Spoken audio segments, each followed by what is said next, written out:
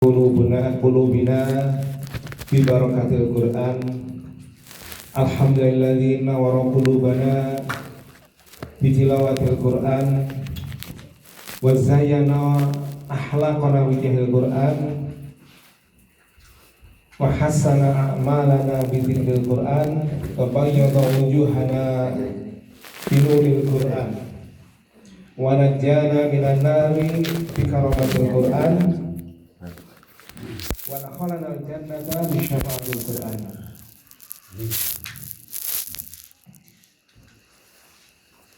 Maksudnya Allah SWT yang telah mengikatkan hati kita yang hadir di tempat ini itu karena Al-Quran. Dengan wasilah BBQ, belajar membaca Al-Quran, ini menjadikan wasilah kita bertemu di tempat yang Allah berkahi ini, yaitu dengan karena Al-Quran.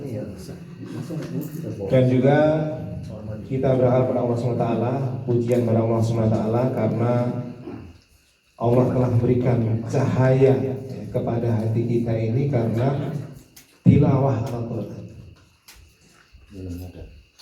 Wassalatu wassalamu ala man unzila alaihil Quran.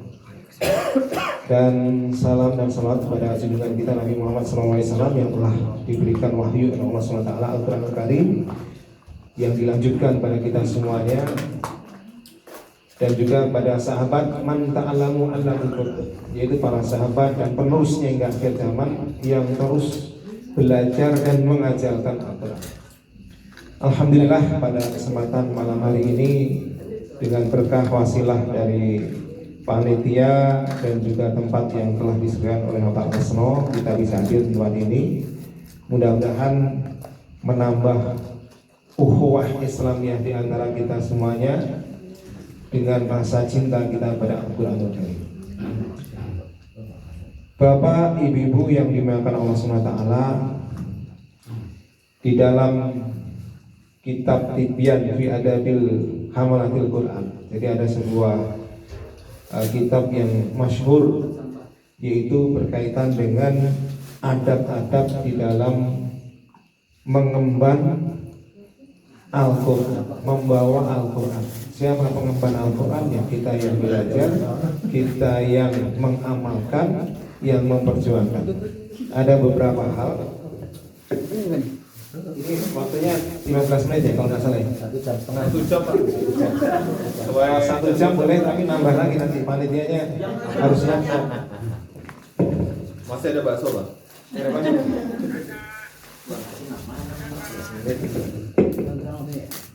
Baik. Di dalam kitab adab bagi seorang pembawa Al-Quran, orang-orang yang membawa hamil itu kan membawa ya, hamil. Amalan itu orang-orang yang membawa Al-Quran, artinya mengemban Al-Quran. Babul awal, bab yang pertama, fi atrafi min fadilatil tilawatil Quran wa hamalatihi, yaitu bab dalam keutamaan orang-orang yang membaca Al-Quran dan membawanya, artinya menghafalkannya dan memperjuangkannya. Qala Allah Ta'ala, a'udzubillahi minasyaitonir rajim, innal ladzina yatluna kitaballahi wa aqamus sholata wa anfaqu mimma razaqnahum sirran wa alaniyatan yarjuna tijaratan lan tabura yuwaffiyahum ujurahum wa yazidahum min fadlih innahu ghafurun syakur.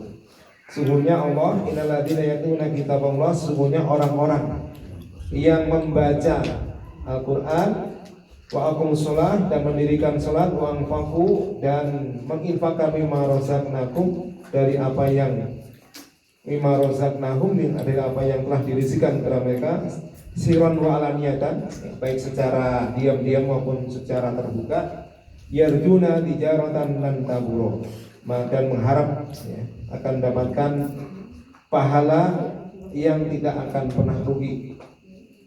Liwafiyahum ujurahum wa yazidahum min fadlih, Allah akan dicukupkan bagi mereka itu pahalanya dan menambah bagi mereka itu fadilah dari Allah SWT.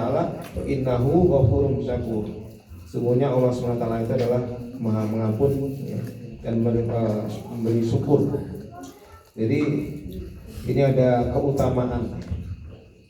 Itu di sini disebutkan yatluna kitabullah. Jadi yang pertama itu orang yang membaca Al-Qur'an, ya. Kemudian baru orang yang sholat, kemudian berinfak. Jadi di sini Allah SWT mengutamakan urutan, ya, mengutamakan urutan di dalam menyebutkan orang-orang yang akan mendapatkan pahala di sisi Allah SWT adalah orang yang membaca Al-Qur'an. Ya. Mudah-mudahan kita ini termasuk orang yang membaca Al-Qur'an bukan hanya pada saat belajar, tetapi di luar kita belajar kita juga membaca Al-Qur'an, sehingga kita termasuk orang-orang yang akan mendapatkan pahala ampunan dari Allah SWT di yaumil qiyamah. Kemudian hadis rawaina an Utsman bin Affan radhiyallahu anhu, dari Utsman bin Affan, qala Rasulullah sallallahu alaihi wasallam, khairukum man ta'allama al-Qur'an wa 'allamahu. Ini hadis yang masyhur, ya, sering kita dengarkan. Sebaik-baik kalian adalah yang belajar Al-Qur'an dan mengajarkan Al-Qur'an. Jadi belajar dan mengajarnya adalah orang yang akan mendapatkan kedudukan terbaik. Ada sebuah kisah, ada seorang syekh yang seorang profesor, atau mungkin yang profesor, yang dia mau ngajarin para ulama, ya, guru besar, tapi di rumahnya masih buka pengajian ngajarin Al-Qur'an. Ditanya oleh para murid, para ulama yang lain, kenapa Syekh? Anda kan sudah hebat mengajarin tafsir, mengajarin hadis, fikih, ilmunya luas. Kenapa masih mau ngajarin Al-Qur'an, ngajarin anak-anak Al-Qur'an di rumah? Kata beliau, ingat dengan hadis ini, khairukum man ta'allama al-Qur'an wa 'allamahu. Jadi Allah SWT akan mengangkat derajat orang yang belajar dan mengajarkan Al-Qur'an.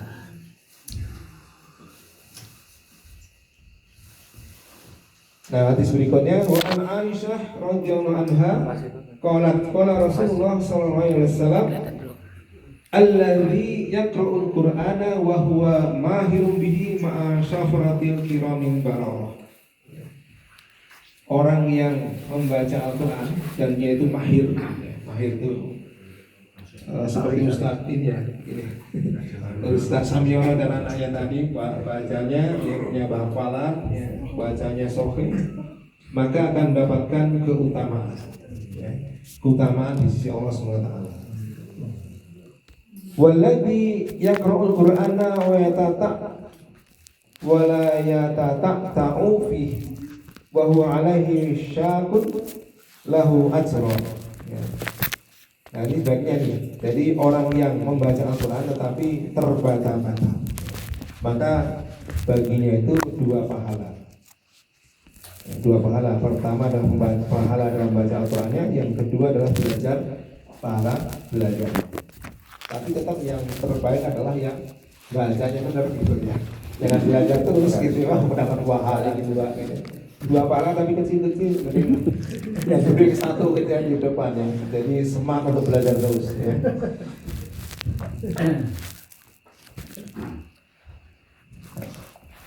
Nah, kemudian hadis berikutnya,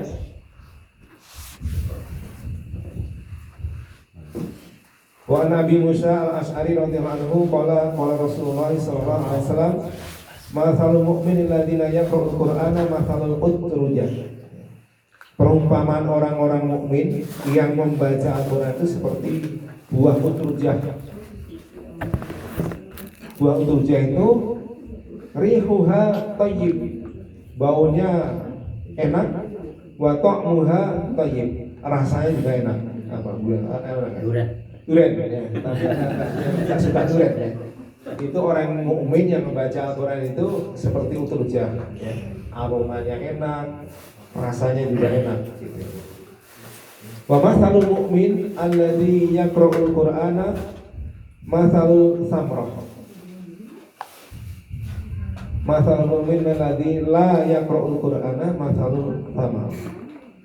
Perumpamaan orang-orang mukmin, orang yang beriman tidak membaca Al-Qur'an. Orang beriman tapi tidak baca Al-Qur'an, itu mathalul samrah, seperti korma, ya. Seperti kurma, la yarihalah, tidak ada baunya kurma itu, tidak ada aromanya. Kalau ada aromanya berarti kurma Indonesia yang sudah diolah-olah, dikasih aroma, kasih wijen gitu ya. Itu kalau di Indonesia. Khunun ya. Tok batok buah khunun, tapi rasanya tuh enak, manis. Itu kurma, tidak ada aromanya tapi rasanya manis. Wa mathalul munafiq alladzi yaqra'ul Qur'an mathalul raihanah. Sementara orang-orang munafik tapi dia membaca Al-Qur'an seperti buah raihanah. Yaitu rihuha ya. Aromanya thayyibun, aromanya enak. Wa ta'muha murrun ya. Tapi rasanya pahit. Aromanya enak tapi rasanya pahit. Wa mathalul munafiq alladzi la yaqra'ul Qur'ana kamathalil khandalah laisa laha rihun wa ta'muha marrun. Rawahu Bukhari wa Muslim. Jadi kalau kita perhatikan dari hadis ini adalah ternyata siapapun yang membaca Al-Qur'an ya, itu baik dibaca oleh orang mukmin maupun orang munafik ya, walaupun di sini nggak disebutkan oleh orang kafir, bacaan Al-Qur'an itu tetap harum ya. Misalkan orang yang kelakuannya wah bejat tapi ngaji, didengarkan juga tetap Al-Qur'an juga. Ini dari hadis ini. Dari hadis ini. Jadi kalau orang muslim ya, baca Al-Qur'an itu aromanya enak, rasanya enak. Orang muslim nggak baca Al-Qur'an, aroma nggak ada aromanya tapi rasanya enak. Orang munafik baca Al-Qur'an ya, aromanya enak, rasanya nggak enak. Jadi di situ pun orang munafik ketika membaca Al-Qur'an itu Al-Qur'an tetap mendapatkan aroma yang enak walaupun di sini rasanya pahit. Kemudian lagi wa an Umar bin Khattab radhiyallahu anhu anna Nabiya sallallahu alaihi wasallam qala inna Allah ta'ala yarfa'u bihadzal kitabi aqwaman wa yad'u bihi akharin. Rawahu Muslim. Sungguhnya Allah SWT mengangkat ya, dengan Al-Quran ini yaitu kaum-kaum beberapa orang kaum dan merendahkan kaum yang lain. Jadi Al-Quran itu membuat pemisah ya. Ketinggian seseorang itu karena Al-Quran, kerendahan seorang itu juga karena Al-Quran. Karena banyak membaca Al-Quran Allah tinggikan, meninggalkan Al-Quran menjadikan direndahkan oleh Allah SWT.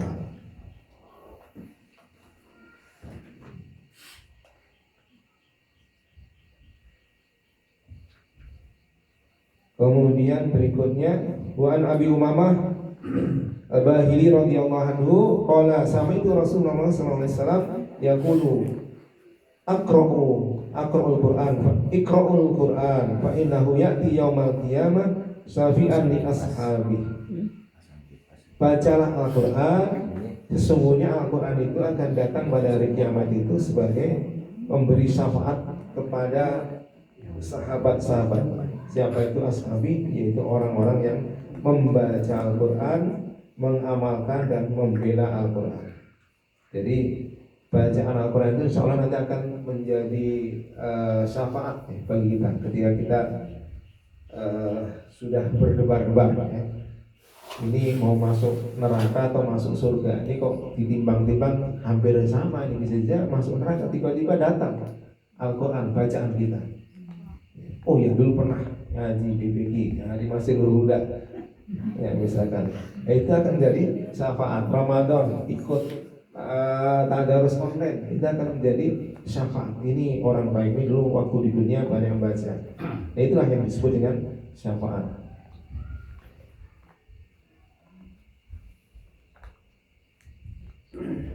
Kemudian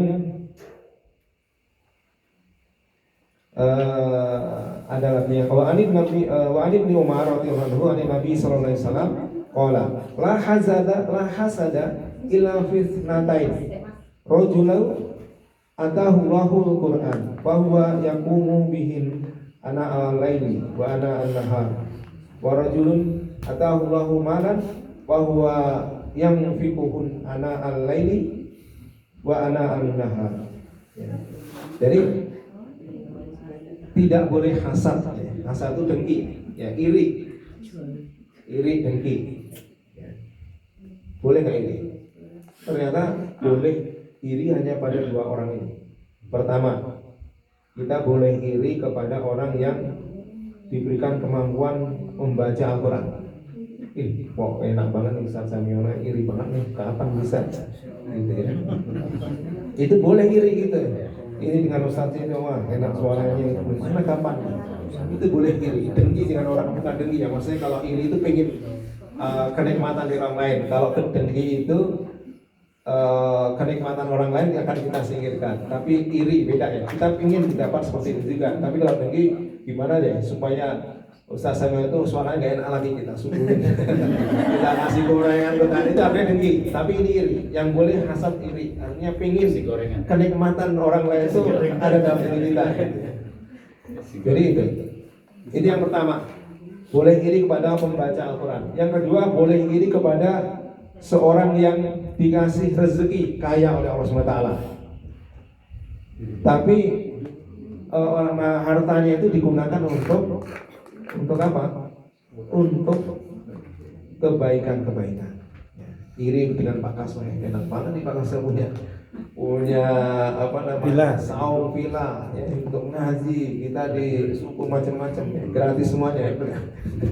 Nah, kita boleh iri dengan seperti itu. Irinya tuh bukan dengki ya, mana caranya biar enggak kaya lagi, bukan gitu, tapi pengen hasad itu artinya pengen kita itu seperti dia gitu, bukan apa yang nikmat pada orang lain itu hilang. Kan ada SMS ada juga kan, senang melihat orang lain susah, susah melihat orang lain senang. Nah, bukan seperti itu namanya dengki. Tapi kalau iri dalam hasad dalam ini adalah kita pengen mendapatkan kenikmatan yang sama, bahkan lebih yang dimiliki oleh orang lain, tetapi digunakan untuk kebaikan ini. Baik, itu bagian dari bab pertama berkaitan dalam kitab Tibyan.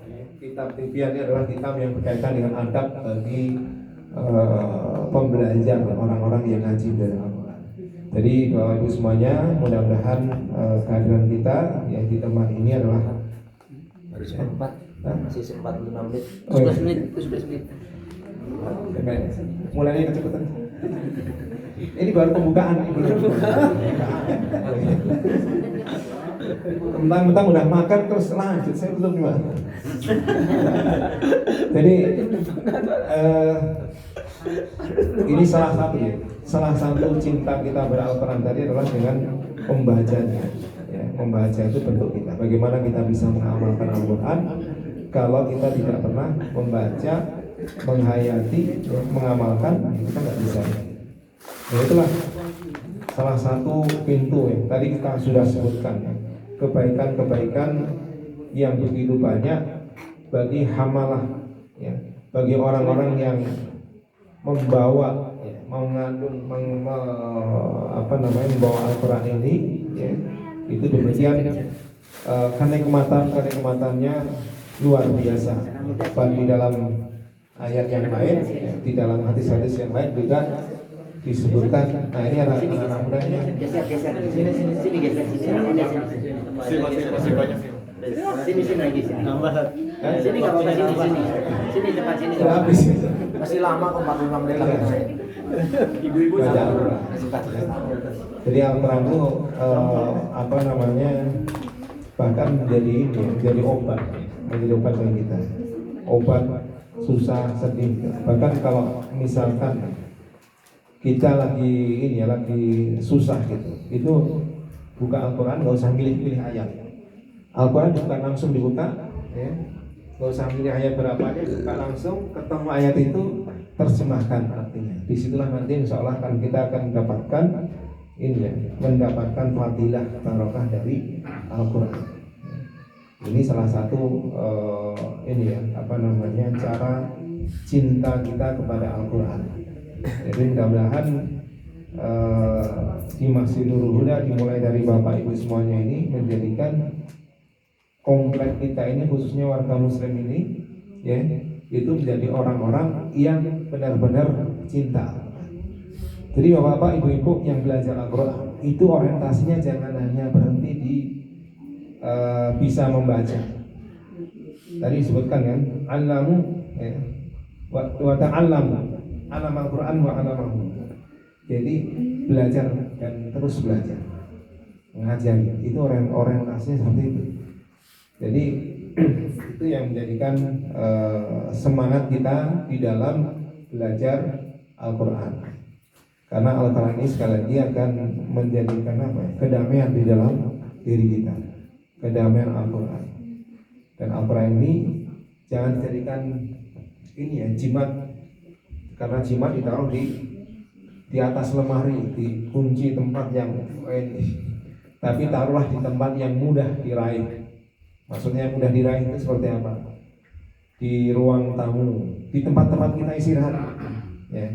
Misalkan biasa ngopi di mana, di teras, taruh Al-Quran. Tapi Al-Qurannya dikasih tempat yang bagus di situ, ya. Sehingga kenapa demikian? Karena membaca Al-Quran itu ternyata nggak ringan, betul nggak? Baca Al-Quran itu berat, membaca Al-Quran. Apalagi kalau Al-Quran ditaruh tempat yang sulit untuk kita jangkau, maka membaca Al-Quran semakin berat lagi. Supaya membaca Al-Quran itu mudah, walaupun Al-Quran itu sudah ada di HP, pada kisah Al-Quran nggak di HP, gampang nggak bukanya? Gampang, tapi kalau lagi males kira-kira sulit jadinya kan. Sesuatu yang ada di HP saja kita akan sulit. Makanya kalau Al-Quran kita taruh di tempat, misalkan di ruang tamu, di tempat kita lagi sedang duduk, ya. Mungkin tempatnya jangan disamain dengan tempat di ini apa namanya yang setara atau sejajar dengan makanan yang lain, tempat yang tetap mulia di situ. Insya Allah akan memudahkan. Lagi capek istirahat, buka sebentar satu halaman baca. Itu akan memudahkan kita, menarik. Karena kalau kita taruh walaupun kita install di HP itu seolah-olah Al-Quran itu jauh, ya. Al-Quran itu jauh dari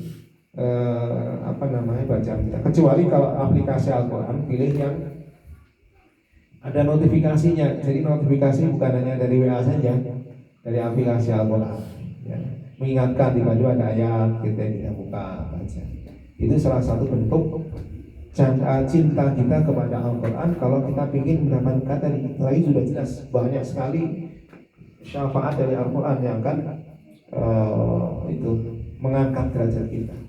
Karena semakin banyak yang kita baca, kita akan semakin meningkatkan dalam hadis lain yang di atas berikutnya itu. Jadi nanti di surga nanti itu kita itu akan dites oleh malaikat itu. Baca Al-Quran, baca lagi semampu kita membaca, ya sebagaimana kita membaca di dunia ini, kita akan menaikkan kita. Baca Al-Quran naik derajatnya, naik surganya naik lagi. Baca Al-Quran sepanjang itulah sesungguhnya. Jadi kalau kita baca Al-Quran itu jangan merasa berat, ya, tapi merasa seperti kita itu memanjat sebuah surga. Makin baca akan meningkat, ya. Kalau anak-anak muda ini gamenya makin tinggi levelnya, main game lagi supaya top. Nah itu sama, baca Al-Quran juga begitu. Baca Al-Quran lagi, karena kita sesungguhnya sedang mengumpulkan poin-poin, ya, poin-poin di surga. Semakin tinggi derajatnya. Nah itulah Al-Quran, ya. Karena Al-Quran ini, ya, ini amalan membaca Al-Quran ini apa? Amalan yang sangat mudah bagi kita. Pas, ya. Dan 7 dan Nisa. Alhamdulillahirabbil alamin. Wassalatu wassalamu ala sayyidina Muhammad ajmain. Assalamualaikum warahmatullahi wabarakatuh. Waalaikumsalam warahmatullahi wabarakatuh. Tapi sisa lagi ya. Baik, terima kasih Pak Uluk atas tausiah hari ini. Di kesempatan tausiah yang pembuka, mungkin masih ada acara mabit, mungkin habis ini kita break dulu, istirahat, makan malam. Nanti selesai itu nanti kita akan masuk di acara mabit. Monggo nanti habis ini bisa menyesuaikan acara selanjutnya. Terima kasih. Assalamualaikum warahmatullahi wabarakatuh. Nanti mulai jam 8.